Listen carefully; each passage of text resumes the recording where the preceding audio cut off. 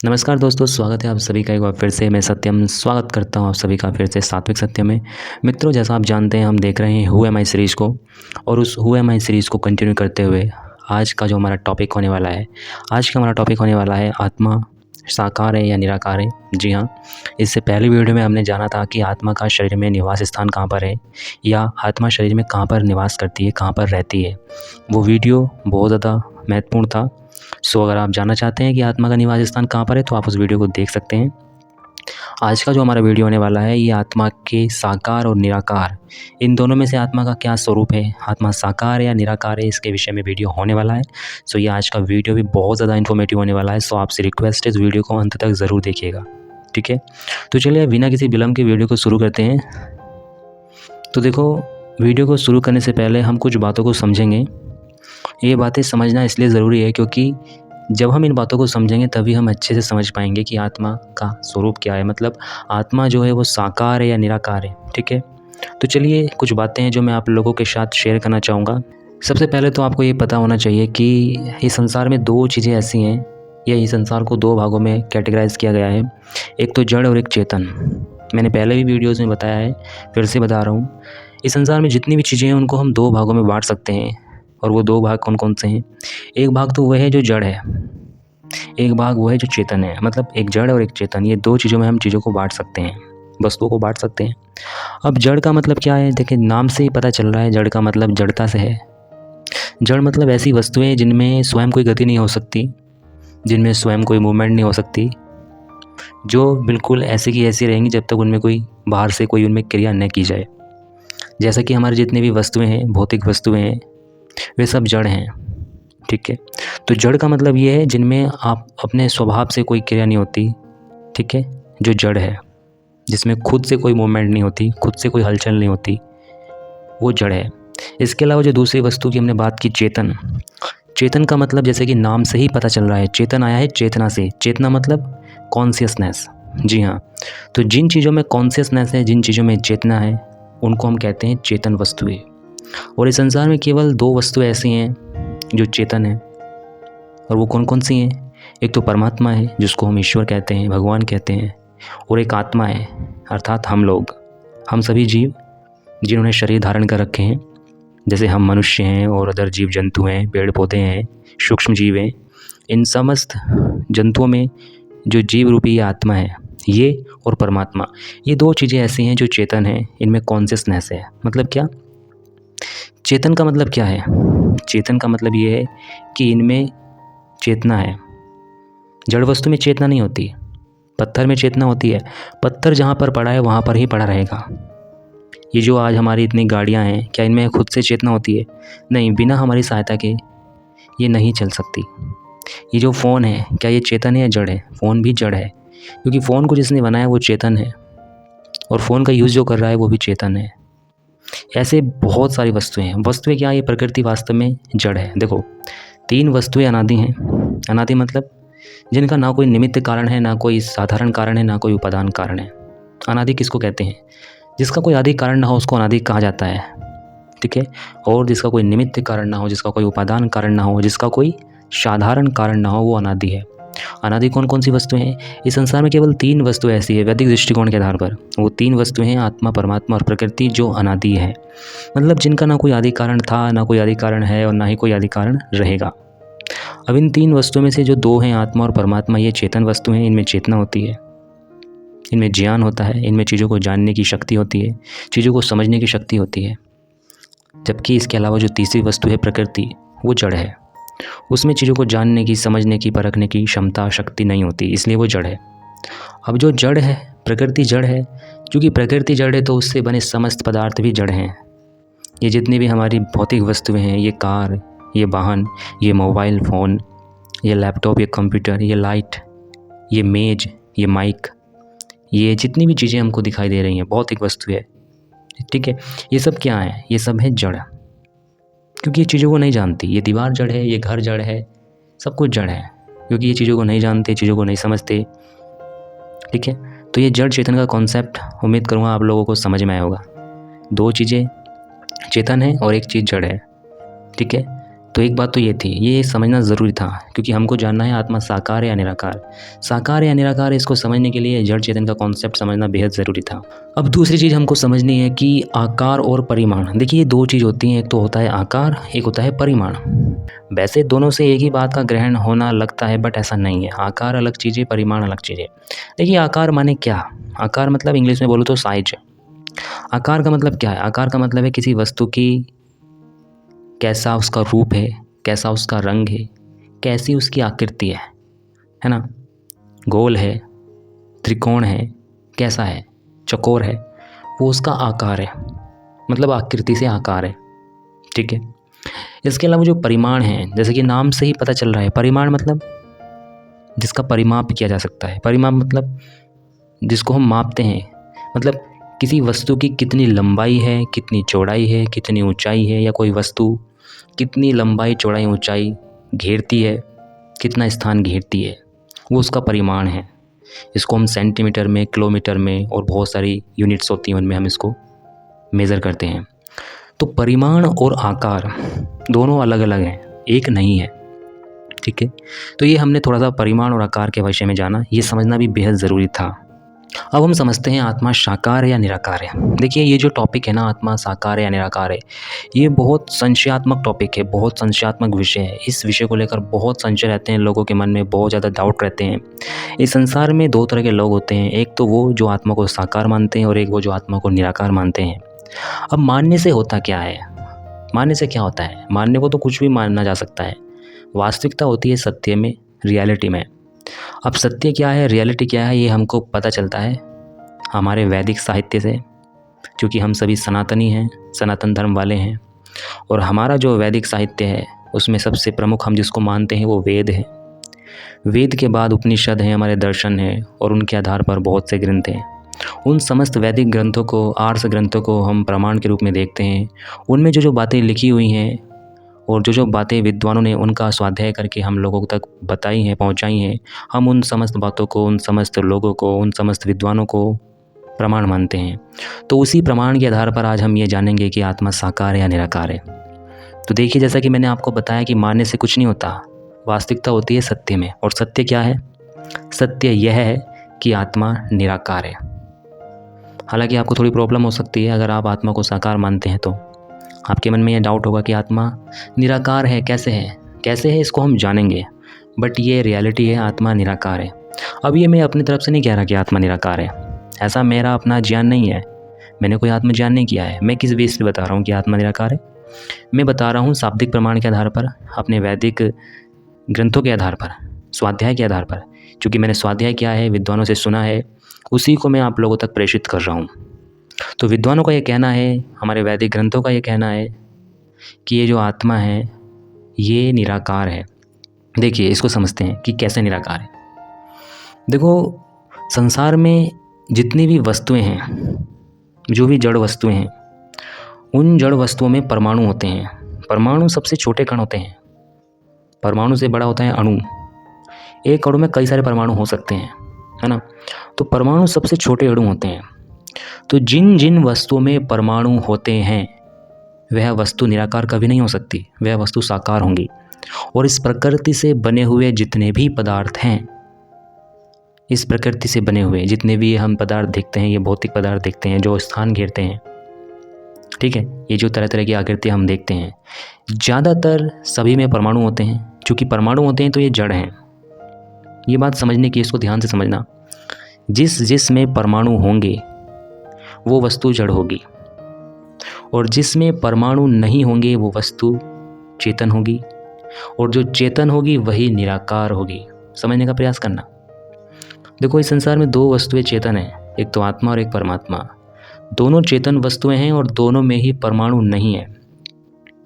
दोनों वस्तुओं में परमाणु नहीं है, ना परमात्मा में परमाणु है और ना ही आत्मा में परमाणु है। क्योंकि इनमें परमाणु नहीं है, ये स्थान नहीं घेरते हैं, इसलिए इनको निराकार कहा गया है वैदिक साहित्य में। और जो वस्तुएं आकार से युक्त हैं, जो स्थान घेरती हैं, जिनका रूप है, जिनकी आकृतियां हैं, वो जड़ हैं और वो साकार हैं। समझने का प्रयास करना। तो हम बात कर रहे हैं कि आत्मा साकार या निराकार है। ये तो हमने जान लिया कि आत्मा निराकार है। कैसे निराकार है? क्योंकि आत्मा में कोई परमाणु नहीं है, ठीक है। आत्मा एक सूक्ष्म विषय है, ऐसा हमको विद्वानों से सुनने को मिलता है और हमारे वैदिक साहित्य में भी ऐसा ही आता है। तो अब इस बात को हम पुष्ट करेंगे। कैसे पुष्ट करेंगे? क्योंकि भाई किसी भी बात को बिना प्रमाणों के मानना उचित नहीं है, प्रमाण आवश्यक है। तो हम ये जानेंगे कि आपने ये तो कह दिया कि भाई आत्मा निराकार है, लेकिन कैसे निराकार है? किस विहार पे आप बोल रहे हो, किस बेस पे आप बोल रहे हो कि आत्मा निराकार है? क्या आपके पास कोई एविडेंस है? क्या आपके पास कोई प्रूफ है, कोई सबूत है? तो यस, हमारे पास एविडेंस है, हमारे पास सबूत है, हमारे पास प्रमाण है। हम प्रमाणों के आधार पर बात कर रहे हैं। तो देखो, प्रमाणों की अगर बात की जाए, प्रमाणों के आधार पर अगर इस बात को पुष्ट किया जाए, इस बात की पुष्टि की जाए कि आत्मा साकार है या निराकार, तो जैसा कि हमने आपको बताया आत्मा निराकार है, इसके बहुत सारे प्रमाण मिलते हैं। और क्या क्या प्रमाण मिलते हैं, आइए अब उनको देखते हैं। तो देखिए, सबसे पहला प्रमाण मैं जो आपको बताने जा रहा हूँ, आप स्क्रीन पे देख सकते हैं। ये जो मैं पहला प्रमाण दे रहा हूँ, ये स्वामी दयानंद द्वारा रचित एक ग्रंथ है सत्यार्थ प्रकाश, उसके 14वें सोमोल्लास में आता है। इसमें स्वामी जी बताते हैं, स्वयं बताते हैं कि रूह जो है, रूह उर्दू का शब्द है। हम आत्मा बोलते हैं और जो इस्लाम धर्म के अनुयायी हैं वो रूह बोलते हैं। तो महर्षि दयानंद सरस्वती अपने इस ग्रंथ में लिखते हैं, इसमें एक व्याख्यान आता है, 163वां व्याख्यान। इसमें लिखते हैं ये इस्लाम धर्मी कि बदला दिए जावेंगे कर्मानुसार और प्याले हैं भरे हुए, जिस दिन खड़े होंगे रूह मतलब आत्मा और फरिश्ते सफ़ बांध कर। अब स्वामी जी इसका उत्तर देते हुए कहते हैं, क्या कहते हैं? देखिए, मैं ज़्यादा तो नहीं पढ़ूंगा, लेकिन जो हमको जानना है उसको हम देख लेते हैं। इसमें स्वामी जी कहते हैं कि रूह निराकार होने से वहाँ खड़ी क्यों कर हो सकेगी? Question mark. अब यहाँ पर देखो, स्वामी जी ने लिखा है रूह निराकार, रूह मतलब आत्मा और निराकार। तो एक प्रमाण तो हमको ये मिलता है आत्मा निराकार है, क्योंकि स्वामी जी स्वयं मान रहे हैं आत्मा निराकार है। अगर निराकार है तभी तो स्वामी जी ने यहाँ पर लिखा है, वरना यहाँ पर स्वामी जी निराकार क्यों लिखते? तो पहला प्रमाण तो ये है कि रूह को स्वामी जी ने निराकार माना है, अर्थात आत्मा को स्वामी जी ने निराकार माना है, ठीक है। इसके अलावा दूसरा प्रमाण हमको मिलता है, देखिए, महर्षि दयानंद सरस्वती जो थे वो वैदिक जगत के बहुत ही प्रकांड विद्वान थे। उन्होंने इस देश भर में घूमकर जगह जगह उपदेश दिए, प्रवचन दिए और वेदों को शेयर किया, वेदों के ज्ञान को शेयर किया, वैदिक ज्ञान को बढ़ावा दिया। तो उन्हीं के उस प्रवचनों में से एक प्रवचन जो पूना में प्रवचन हुए थे, उन पूना प्रवचन में उसमें तकरीबन 15-16 प्रवचन हुए। तो उन 15 प्रवचनों का एक संकलन मिलता है। उस संकलन में एक प्रमाण आता है आत्मा से संबंधित। ये जो 15 प्रवचन है, इस संकलन को एक पुस्तक में, उपदेश मंजरी नाम की एक पुस्तक है, उसमें इनको प्रकाशित किया गया है। यदि आप डिटेल में जाना चाहते हैं तो आप ये पूना प्रवचनों को देख सकते हैं। तो ये जो पूना प्रवचन हुए थे स्वामी दयानंद सरस्वती के, इसमें एक और प्रमाण मिलता है कि आत्मा निराकार है। क्या निराकार है? देखो, उपदेश मंजरी का जो प्रथम इसमें प्रवचन है, उसके प्रथम प्रवचन के पृष्ठ संख्या 6 पे ही मिल जाता है। ये मैंने यहाँ पर रेड लाइन से दिखा रखा है। इसमें यहाँ पर इन्होंने लिख रखा है, क्योंकि शरीर स्थित जो जीव है वह भी आकार रहित है। अब चूंकि आकार रहित है, इसका मतलब क्या है? जो आकार से रहित है वही तो निराकार है, ठीक है। तो ये एक और प्रमाण मिल जाता है हमको कि आत्मा निराकार है, साकार नहीं है, ठीक है। तो ये 2 प्रमाण हमने देखे। इसके अलावा एक और प्रमाण मिलता है इसी उपदेश मंजरी का, जो चतुर्थ उपदेश है, उसमें भी आत्मा को निराकार कहा है। कहाँ कहा है? देखिए, इसमें एक प्रश्न पूछा जाता है स्वामी जी से, जब प्रवचन चल रहे होते हैं तो स्वामी जी से प्रश्न पूछा जाता है कि मूर्त पदार्थों के बिना ध्यान कैसे करते बनेगा, मतलब मूर्त पदार्थों के बिना ध्यान कैसे कर सकते हैं। स्वामी जी कहते हैं कि ध्यान करने के लिए मूर्त मतलब मूर्तियों की आवश्यकता नहीं है। दरअसल ये बात मूर्ति पूजा पर हो रही होती है। तो स्वामी जी कहते हैं कि ध्यान के लिए मूर्तियों को बनाने की आवश्यकता नहीं है, ध्यान तो बिना मूर्तियों की सहायता के भी हो सकता है। तो प्रश्न करते हैं प्रश्नकर्ता कि बिना मूर्तियों के ध्यान कैसे कर सकते हैं? तो इसका उत्तर देते हुए स्वामी जी कहते हैं कि देखो, शब्द का आकार नहीं। शब्द कौन सी चीज़ है? शब्द जो हम शब्द अपने कानों से सुनते हैं, वो जो शब्द हैं उसका आकार नहीं। क्या शब्दों का कोई आकार है जो हम सुनते हैं? आप भी विचार कीजिए। स्वामी जी लगते हैं कि शब्द का आकार नहीं तो भी शब्द ध्यान में आता है। शब्दों का आकार तो नहीं है, जो भी हम शब्द सुनते हैं उनका आकार नहीं है, लेकिन ध्यान में आते हैं। जब हम ध्यान करते हैं तो हम ये देख लेते हैं, ये जान जाते हैं कि हाँ, ये शब्द सुने, तो ध्यान में तो शब्द आ जाते हैं। तो जैसे शब्दों का आकार नहीं तो भी शब्द ध्यान में आता है व नहीं? Question mark. स्वामी जी उनसे पूछ रहे हैं वापस। फिर स्वामी जी दूसरी बात करते हैं कि आकाश का आकार नहीं तो भी आकाश का ज्ञान करने में आता है व नहीं? फिर से क्वेश्चन मार्क। तो स्वामी जी ये बता रहे हैं कि जीव का आकार नहीं है तो भी जीव का ध्यान होता है, वह नहीं? Question mark. यहाँ पर एक और हमको प्रमाण मिला कि जीव का आकार नहीं है, अर्थात जीव निराकार है, आत्मा निराकार है। तो अब तक ये 3 प्रमाण हमने देखे, आत्मा निराकार है। इसके अलावा और प्रमाण भी हमारे पास हैं जो कहते हैं कि आत्मा निराकार है। देखो, महर्षि दयानंद सरस्वती का एक पत्र व्यवहार है, उसमें भी एक जगह आता है, क्या आता है? निराकार, कि आत्मा निराकार है। इसमें आता है ये निराकारो अविनाश्या अनादिश्च वर्तते, इसमें भी आत्मा को निराकार इन्होंने कहा है। ठीक है, इसके अलावा हम और प्रमाण देखते हैं, जैसे कि अब यहाँ पर एक प्रमाण हम देखते हैं महाभारत के बेस पे। देखो, महाभारत में वन पर्व अध्याय 211 श्लोक नंबर 17, इसमें आता है अनादि निधनम जंतु मात्म योनिम सदा व्ययम अनोपम्यमूर्त च भगवानः बुद्धिमानः। अर्थात यहाँ जीवात्मा में कुछ विशेषण दिए गए हैं, यहाँ हम प्रत्येक विशेषण पर विचार नहीं करेंगे, अभी तो यहाँ केवल आत्मा के एक विशेषण पर विचार करेंगे। यहाँ आत्मा को अमूर्त अर्थात निराकार कहा है, यहाँ आत्मा को अमूर्त अर्थात निराकार कहा है। अब यहाँ पर भी आत्मा को निराकार कहा है, ये भी एक प्रमाण है। अब सत्यार्थ प्रकाश के 7वें समोल्लास में देखिए, वहाँ पर महर्षि दयानंद जी लिखते हैं कि चेतन में इच्छादि गुण हैं और रूपादि जड़ के गुण नहीं है, कि ये जो चेतन है इसमें इच्छादि गुण है और रूपादि जड़ के गुण नहीं है। तो ये जो रूपादि गुण है ये किस में है? आकार में है। और आत्मा जो है वो आकार नहीं है, आत्मा का आकार नहीं है, आत्मा निराकार है। इस बात की पुष्टि हो रही है। मतलब क्या? आत्मा तो चेतन है, चेतन में इच्छादि गुण हैं, लेकिन उस चेतन में ये साकार वाले कोई गुण नहीं मिलते, इसलिए यहाँ से भी ये बात पुष्ट हो जाती है। देखो, ये 7वें समोल्लास में दिखा रखा है इन्होंने, जैसे जड़ के रूपादि गुण हैं और चेतन के ज्ञानादि गुण हैं, जड़ में नहीं है, वैसे चेतन में इच्छादि गुण हैं और रूपादि जड़ के गुण नहीं है। ठीक है, तो ये एक और प्रमाण है कि आत्मा निराकार है। तो जैसा कि हमने जाना कि आत्मा साकार नहीं निराकार है। ठीक है, अब यहाँ पर एक और यहाँ पर डाउट हो सकता है। कुछ लोग क्या करते हैं कि ये जो हमारे उपनिषद हैं या जो हमारे ये वैदिक साहित्य के ग्रंथ हैं, हमारा जो ये वैदिक साहित्य है, इसी को आधार बना लेते हैं और इसी की काट करते हैं। मतलब क्या? हमने जैसा कि कहा कि आत्मा साकार नहीं है, निराकार है, तो कुछ लोग क्या करेंगे, मुंडक उपनिषद का एक उदाहरण देते हैं। क्या उदाहरण देते हैं? वो कहते हैं, मुंडक उपनिषद में आता है, एषो अणु आत्मा चेतसो वेदितव्यो यस्मिन् प्राणः पंचधा संविवेशः। इसका क्या मतलब है? इसका मतलब ये है कि यह आत्मा अणु है। अणु अर्थात सूक्ष्म, छोटा है, इससे आत्मा साकार सिद्ध होती है। कुछ लोग ऐसा कहते हैं कि आत्मा तो अणु है, और चूंकि अणु है तो जो अणु है वो तो साकार होगा। जैसा कि आपने भी बोला कि परमाणु जो होंगे, जिसमें परमाणु होंगे वो साकार होंगे, जिनमें परमाणु नहीं होंगे वो निराकार होंगे। तो आत्मा को तो अणु कहा गया है मुंडक उपनिषद में, तो इस हिसाब से तो आत्मा साकार होगी, लेकिन ऐसा नहीं है। कैसे नहीं है? देखो, यहाँ पर ये जो मुंडक उपनिषद में बताया गया है, एसो अणु आत्मा चेतसा वेदितव्यो, इसका मतलब क्या है? ये ठीक है, आत्मा सूक्ष्म है, छोटा है, लेकिन यहाँ पर परिमाण गुण को बताया गया है, न कि आकार गुण को। और परिमाण गुण और आकार गुण दोनों अलग अलग होते हैं, ये मैंने आपको शुरुआत में ही बताया।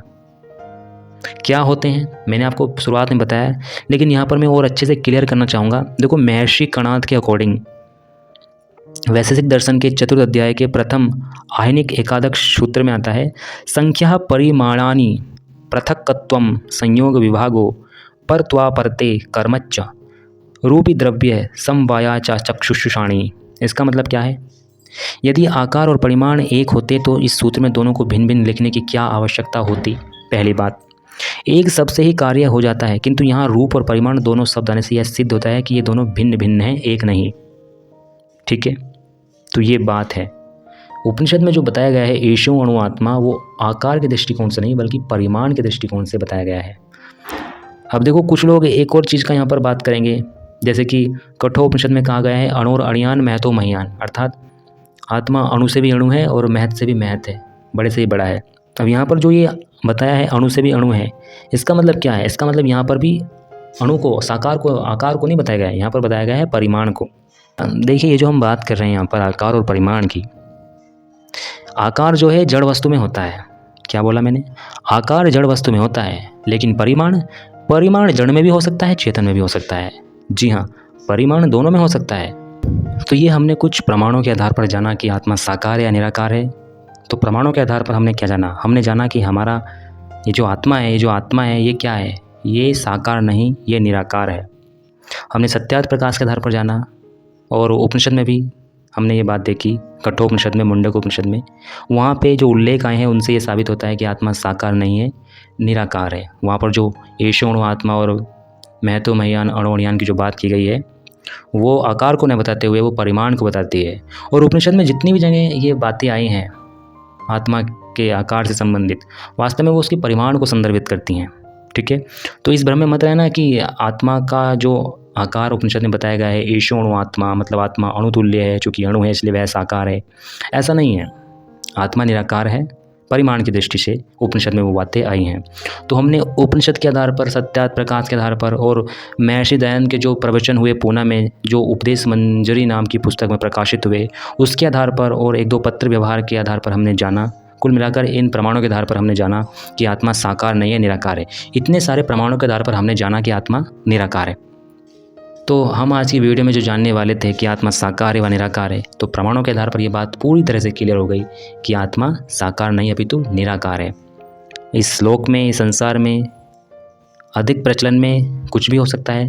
कुछ लोग ऐसे भी हो सकते हैं जो आत्मा को साकार मानते होंगे, कुछ ऐसे भी हैं जो आत्मा को निराकार मानते हैं। लेकिन मानने से कुछ नहीं होता, जानने से होता है। और जानना कैसे जाता है, जाना कैसे जाता है? अपने वैदिक साहित्यों के आधार पर, अपने वैदिक ग्रंथों के आधार पर। और हमारे वैदिक ग्रंथ क्या कहते हैं, वैदिक विद्वान क्या कहते हैं? वैदिक विद्वानों का कहना, वैदिक ग्रंथों का कहना यही है कि आत्मा साकार नहीं, निराकार है। ठीक है, तो इस वीडियो में हमने जाना कि आत्मा निराकार है। उम्मीद करूँगा कि आपने ये वीडियो यहाँ तक देखा होगा। यदि आप इस वीडियो पर यहाँ तक आए हैं तो आपका बहुत बहुत आभार, आपका बहुत बहुत धन्यवाद। आपको ये वीडियो कैसा लगा आप कमेंट बॉक्स में अपनी राय रख सकते हैं। ठीक है, बाकी मैं मिलूँगा आपसे फिर से किसी अगली वीडियो में। तब तक के लिए आप बने रहिएगा हमारे साथ। यदि ऐसे ही कंटेंट को आप देखना चाहते हैं तो आप चैनल को सब्सक्राइब कर सकते हैं। वीडियो यदि पसंद आया हो तो वीडियो को लाइक कर सकते हैं। और हाँ, आप हमें इंस्टाग्राम पे भी फॉलो कर सकते हैं। सात्विक सत्यम इंस्टाग्राम पे भी अवेलेबल है, वहाँ पे भी आप हमको फॉलो कर सकते हैं और हमारे साथ जुड़ सकते हैं। ठीक है, तो चलिए मिलते हैं फिर से किसी अगली वीडियो में। तब तक के लिए अपना ध्यान रखिए, उस परमेश्वर के नाम का जप करिए, ओम नाम का जप करिए। Take care of yourself. Thank you so much for watching me. Have a good day. ओम सच्चिदानंद ईश्वराय नमो नमः।